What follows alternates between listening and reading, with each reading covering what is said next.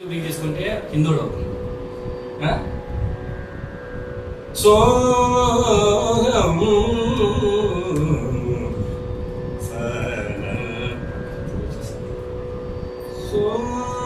సోహం సోహం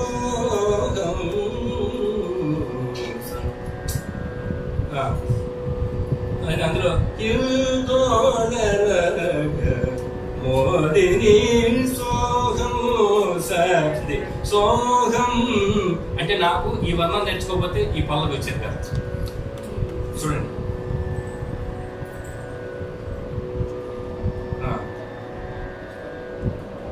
సోహం సోహం సనందిని జనని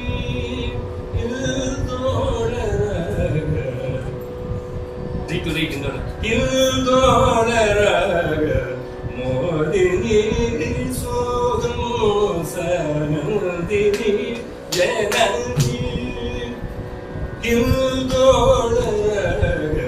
మోదిని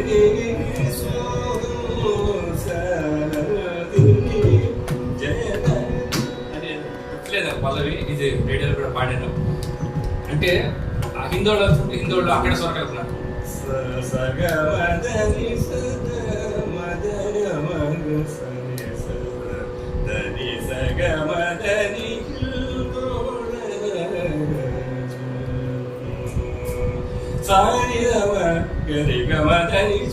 అని స్వరకల్పన చేస్తాం. ఇక్కడ మ్యాజిక్ ఏంటంటే స్వరాలవే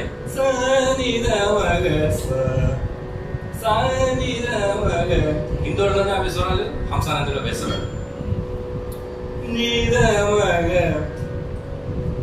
హంసానందిలో హిందోళ్ళలో కూడా